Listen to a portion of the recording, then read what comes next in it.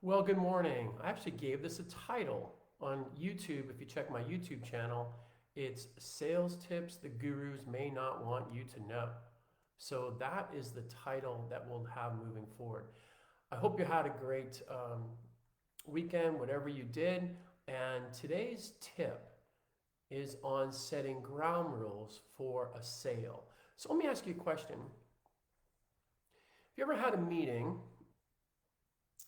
Let's say you think it's a personal meeting. Someone says, hey, let's have lunch. And you show up for lunch, and it's a friend of yours, and all of a sudden, like a ninja, they take out the latest whoosh, multi-level marketing brochures. And there's nothing wrong with LMMs. They're really good, and then people make a lot of money and successful and change lives. I'm not saying that, but when I'm having lunch with a friend and all of a sudden I hear they go into sales voice, hey Darren, if I could show you a way that you could have 10 people in your downline and upline and you can do this and I'll do that, I was like, could you please pass the salt, please? I had no idea I was in for a meeting that someone was going to try to sell me something. So I thought, let's talk about having ground rules for the sale. And the adage that I want to share with you is never accept a meeting unless you know why you're meeting. That can be personally or professionally. If someone says, hey, I'd like to talk with you. May I ask what this is in reference to? You want to find out so you know exactly what the meeting is all about. So there's no hidden surprises. I was certainly surprised when I was having lunch with my friend and all of a sudden I'm in a MLM presentation. And once again, nothing wrong. People are very successful at that. I just wish I knew I was going to that presentation rather than just having a simple lunch. And that happened a few years ago, and that hasn't happened since then because I've been able to establish those ground rules. So let's talk a little about ground rules. In a sales call, who typically has all the power? If your answer is the prospect or the suspect, you're absolutely right. They have the power. They have the control. They decide when you're going to meet. They decide who they are going to bring in the meeting. They decide how long the meeting is going to take place. They decide everything. It's usually in their place of business, so they have what I would call in sports home field or home court advantage. And typically teams win when they play at home. Seattle, it's called the 12th man for the Seahawks. There's old school Boston Celtics in the 80s when the Lakers were playing. Sometimes there were fire drills in the middle of the night of a hotel that they were staying in. How ironic is that? Or there was no air conditioning in the old Boston Garden, so they turned up the heat somehow in the locker room. I don't know how that happened. Just a malfunction, I'm sure. Or I believe it's the University of Iowa. I could be wrong, but I believe if you're a visitor and you're playing football against them, there's a pink locker room, pink walls, pink doors, pink ceiling, pink everything, pink lockers, because the thought is that pink mellows you out, and Iowa's looking for an advantage, home field advantage. So a lot of times, when you meet with people, of course, right now that's not happening, but when we go back to it, it's usually in their place of business, they have home court, home field advantage. I actually had a client that used to have his assistant buzz him 12 minutes into the meeting and say, you have an important phone call. Whatever you've done the first 12 minutes, we'll decide if you have any more time beyond that, right? I mean, you lose out. So we want to talk about level the playing field. And maybe you've heard this before. Whoever makes the rules wins the game. So why don't we establish ground rules for a sale? Sales is a game. The winner goes to the bank, someone once told me. And so why not have ground rules for the sale? Because they have ground rules for you, right? And one thing I shared with my kids one day, if you don't have a plan, you are subject to live by someone else's plan. So if you don't have a plan, you're going to live by someone else's plan. So are you going to be part of your plan or someone else's plan? So let's have ground rules for the sale. And sales is a game. And if it's a game, most games have ground rules.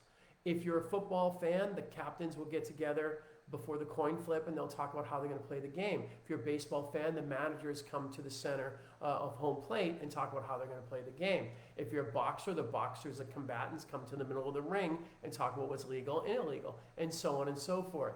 Every game has ground rules, established ground rules for the sale. So the very first thing I want to talk a little bit about is The very beginning, you want to confirm how much time you have. It probably has never happened to you, but a lot of clients tell me before they become my clients, they're like, I thought I had 45 minutes to a meeting, but it turned out like 5 minutes into it, they said, oh, by the way, I forgot to tell you I have another meeting. And so what are they hoping you'll do then? The prospect's hoping you'll just dance and perform and sing and present. And it's too soon in the process. If you'll excuse the term, I call it premature presentation syndrome. And it's very embarrassing for men to talk about, and there's no pill to cure it. They want you to present. Why? Because if I can steal your information in 10 minutes, that's way better than stealing your information in an hour. So I just want you to get on with it. So confirm the amount of time that you have. And before you do that, when you meet with someone, say something like this. Well, let me ask you, what sounds better? Thanks for taking time in your busy schedule. I know how busy you are. Or, thank you for inviting me in. I think we have 30 minutes. Is that still true? Let's talk about the first one first. Thank you so much for taking time on your busy schedule. I know how busy you are. What does it make me sound like? A loser that has nothing better going on in my life than I'm like, thank you so much for taking time out of your busy schedule. Imagine if you're dating and you said to your date, thanks so much for taking time on your busy schedule. I know how busy you are.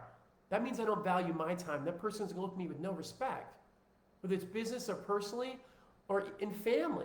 Hey, thanks so much for meeting with me. I know how busy you are. No, your valuable time is just as valuable as my valuable time. Time is time. We both have the same amount of time. So instead of saying thank you so much for taking time on your busy schedule, how about thank you so much for inviting me in? Now, remember we talked about transactional analysis, adult parent-child tape. If you haven't seen it, go look on YouTube under Darren Cecil and subscribe and like, and then watch that episode. I believe it was probably the next to the last one right before this one that will be posted later today. And you'll find out there's 3 tapes in our head, an adult, parent, and child. So if I say to you, thank you so much for inviting me in, your trigger is, your child tape says, treat him like a guest. Invite means guest. Thanks so much for taking the time on your busy schedule. Your trigger says, that person's bothering me. And I'd rather be treated like a guest than feeling like I'm bothering someone. So thank you so much for inviting me in. If you're on the phone, thank you for sharing this time. We're sharing. And maybe as a kid, you learn sharing is caring. So when I say thank you for sharing, that means it's mutual. You want to be there as much as I want to be there with you. Thank you so much for sharing this time. And now you confirm the amount of time. I think we have 35 minutes. Is that still true? The last thing you want to do is get going and get all excited and asking great questions, and all of a sudden they say, by the way, I only have 2 minutes. I forgot, I have another meeting. So in which case, you probably want to say, might it make sense that we reschedule? Do not just go ahead and say, let me leave you my information, or let me just tell you why I'm here, because they haven't earned the right to get your presentation. And I'll talk about that at another episode, but I used to be able to say, I have one daughter. Before she got married, I have one daughter. And you have to work really hard to date my daughter. You can ask my daughter that. You have to work really, really hard to get my presentation. Both are equally as valuable, and I only have one. I have one daughter, one presentation. You have to work really, really hard. Too many people give away their presentation so easily it doesn't make sense. Treat it like it's your kin. They have to work really, really hard to get your presentation. We'll talk about that later, what that means. So do not just present. Do not. David Sandler called it spilling your candy in the lobby. Once you drop your candy, you can't pick it up anymore. That was old school when they were mints and they weren't individually wrapped. Now you can kind of pick them up. But old school, that definitely flies, right? Thanks for inviting me in. I think we have 35 minutes. Is that still true?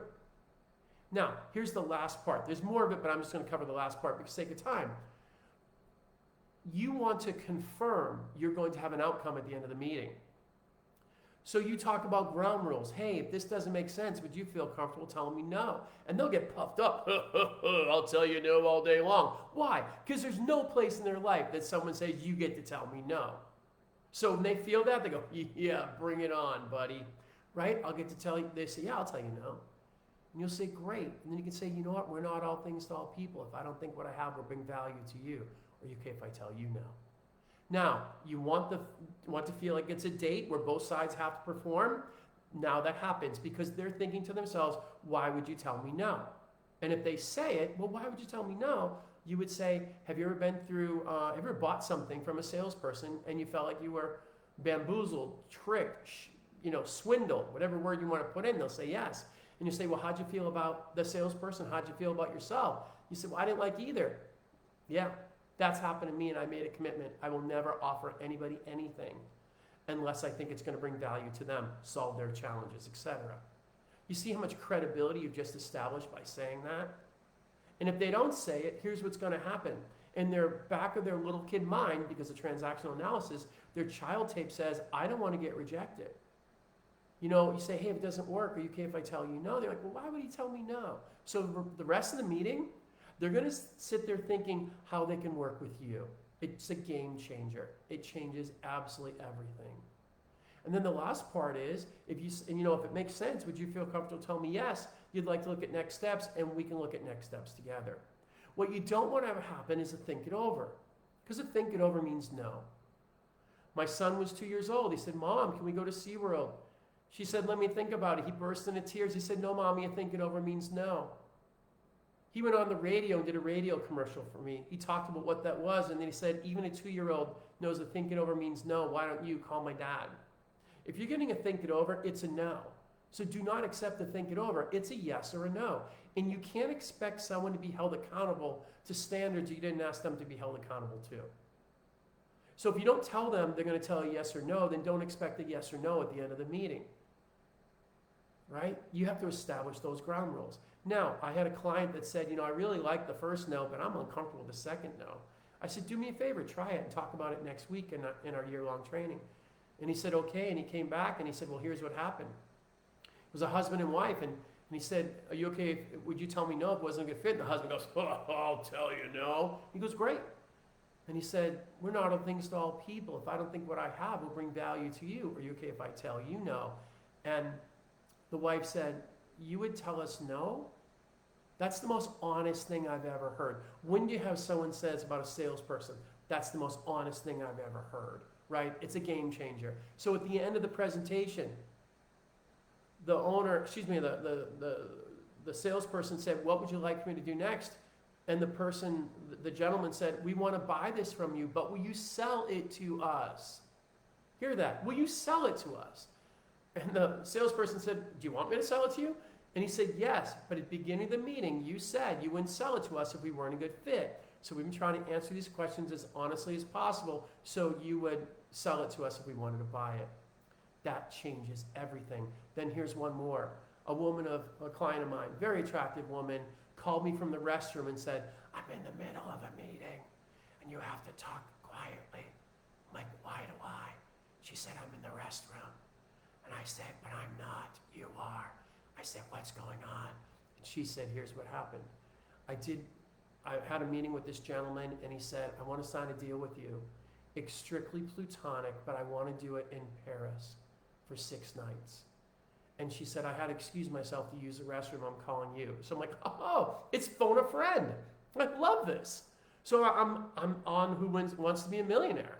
And so I said, well, did you do ground rules? She said, yes. I said, go back to your ground rules. She said, what do you mean? You'll say, hey, remember at the beginning of the meeting, we said it wasn't a good fit. I could tell you no. And he'll say yes. And you'll say, well, first of all, I have a fear of flying. I don't want to fly. And second of all, when I tell you what I want to have happen, you're probably going to tell me to go pound sand. So maybe I should just leave and start to pack up your things. And he'll say, well, what do you mean? You'll say, well, if we're going to do this deal, it's going to be done in your office. And there's going to be other people around. And I don't want you to call me on my personal phone number. And the only time we interact is business reasons during meetings with other people present. I know you're not going to want to do that, so I'll excuse myself. And she starts to walk away, and he said, wait a minute. Let's sign the deal. It was a multi-million-dollar deal. So it was Who Wants to Be a Millionaire. Unfortunately, it wasn't me. But I was able to be part of it. I was able to phone a friend, right? She phoned a friend. I gave the answer. Never have a meeting without ground rules. You can always go back to your ground rules. And then the last one I'll tell you is, I was on the radio every night. I gave a 1-minute sales tip for years. It was fantastic. I loved it. Unfortunately, though, a gentleman took a year to call. And I said, why did it take you so long to call me if you thought these tips were so great? He said, I thought you were 28 years old with red hair. And I thought, what can I learn from a 28-year-old with red hair? First of all, it's amazing people can determine your hair color on the radio. right? And I guess I have a very young sounding voice. So I am not 28, I assure you. I'm actually a grandfather. Very proud, actually. And so, anyway, that's what happens on the radio. And I got a call, and this gentleman said, hey, can we meet in my office? And I get to this apartment complex, condo complex, and it's not a business.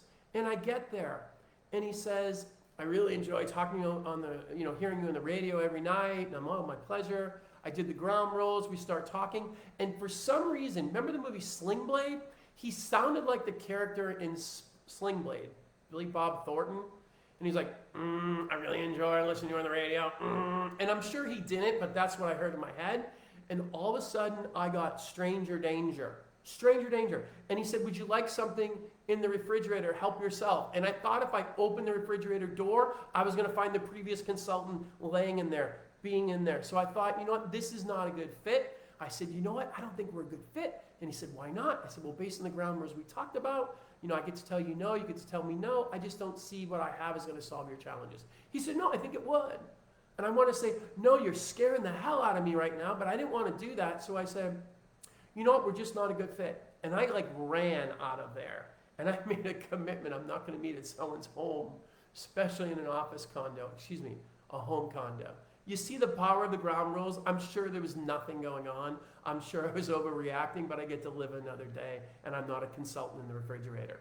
So the nice thing is, when you establish ground rules, you have complete control. And if you don't establish ground rules, they will have complete control. So the tip for today is, every meeting have ground rules for the sale. Know why you're meeting. Don't ever accept a meeting unless you know why you're meeting. And you probably can share a story about that. Please, if you like this, would you please share it? I think Facebook has some sort of algorithms that I've gone way down in my viewing. So someone told me that would happen, so I'll have to re-examine this. But please, if you want to, go on my YouTube channel and like and share that, would be wonderful. And if you like this, like and share it with friends and family. This just doesn't have to do with sales. It's definitely a sales technique that would be really helpful. But in your personal life, don't accept meetings unless you know why you're meeting, because you might be buying the next great product. And once again, there are great products out there, but it's nice to know that you're buying the product, not having a lunch with a friend. If you like it, share it. I will probably see you tomorrow, depending on how many people get to view this, because I just want to make sure this is helpful for y'all. Thank you so much. I wish you good selling, good networking, good living, and have yourselves a great day. And please comment on any comments that you have. Bye for now.